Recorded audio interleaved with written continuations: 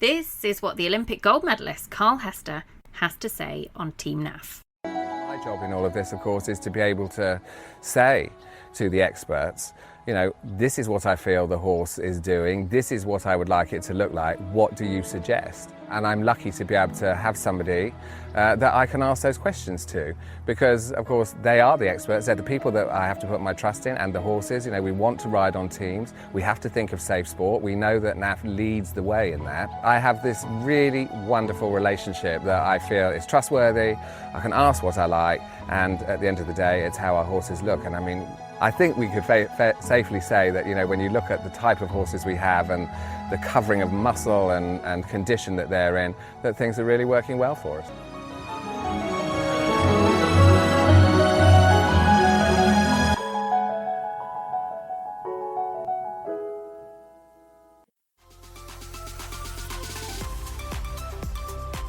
Welcome to the Echo Ratings Eventing Podcast, and listeners, it is a Hartpury pre-cross country, or pre-jumping I should say, post-dressage review, preview show, whatever you would like to call it. I'm delighted to say that stood next to me, an actual physical person, Rosie. It is so good to see you. It's so nice to see you again. I can't believe we've gone this long without actually seeing each other in person. So no, it's great. I can't wait for today. Badminton feels like a long time ago, but I'm going to set the scene for you listeners. So I got up, I can't even call it the crack of dawn because it was well before dawn.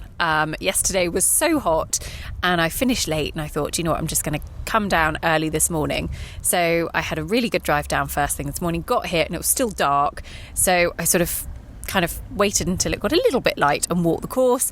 And Rosie has been here for the last few days, and we are currently stood at the top of the bank, top of the hill, just in front of Hartpury House that overlooks the entire cross-country course, and it is glorious. There is like this river of green just winding its way round the parkland.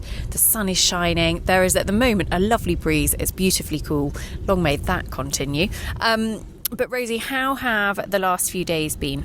It's been really good. It's been so nice to see the top horses back out again. They've produced some really stunning tests, and I think the jumping phases are going to be quite influential today, and it's going to be exciting. The leaderboard's quite close. So yeah, it's going to be a really exciting day, and I can't wait because there's some really top names at the top of this 4-star leaderboard. So who stood out for you in the first phase? I must say that Veneer Chimera looks absolutely incredible at the moment. She entered that ring and you wouldn't believe that she's 17. She floated on in like the 8-year-olds, and she has so much presence. I was just gripped by her test because she just comes in with so much presence. She looks so good for an older horse. I can't wait to see her jump around this meaty track because I think she's going to eat it up. That's amazing, because actually Piggy says, you know, she's one of those that you want to get her to the big ones, and she obviously knows that coming to Hartpury means going to Burley, and that the big ones are coming her way. So yes, she is very much one we're looking forward to in the jumping phases. It is actually Lordship's Graffalo who leads, the 10-year-old that was second at badminton with Ros Cantor. Ros has got 2 inside the top 5 at 24.6, so that dressage record of Sailor Lan, Kitty King of 22.3 actually remains untouched for another year. But Lordship's Graffalo leads. Can't help but feel that actually combination we've not seen. I think they've had a national run since badminton, but that is it. That we will see them go cross country here, and I'm really looking forward to that. Monkeying around, Izzy Taylor currently sitting in second, combination who actually, I'm just checking, I think my memory serves that he was a monkey again at Bergam, at the Hambro Sport Horses Bergam International a few weeks ago, so he will need to put that right here at the NAF 5-star International Hartpury Horse Trials.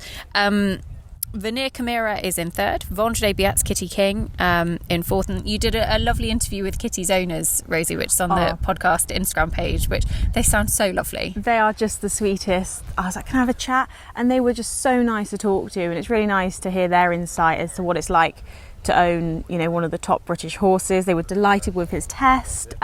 Just genuinely lovely people. I'm a big old fan of Through the Owner's Eyes. We might have to get that back for another show very soon for you listeners. I saw Kitty out there walking the course this morning, actually, very early, probably about 5:30, and she was just making her final lines kind of decisions and everything else. She's got a couple of horses in the 2-star as well, I think it is. So yeah, Fondre de Biat's the only former winner in the field, won it here as an 8-year-old back in 2017.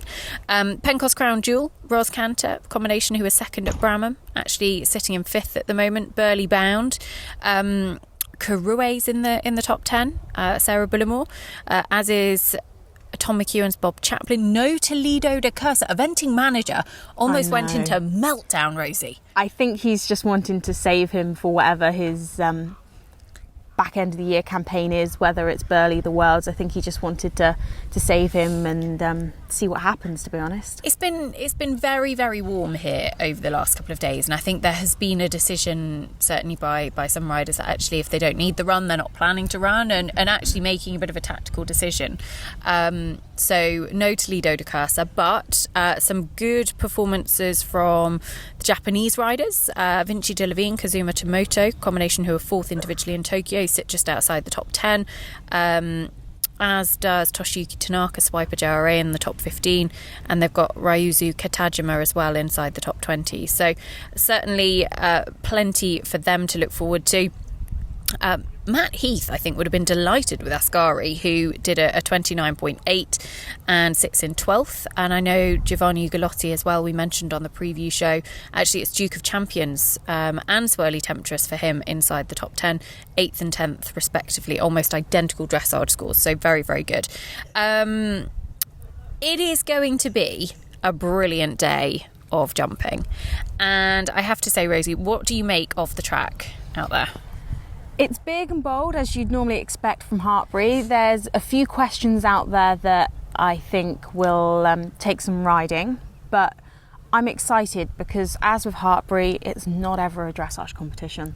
Time is tight.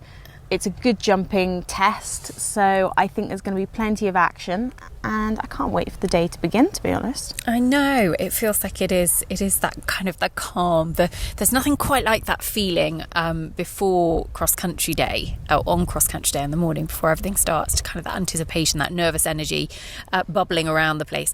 I have to admit, they have shortened the courses. One of the things the team here at Hartpury have worked really, really hard in terms of how hot the weather is expected to be.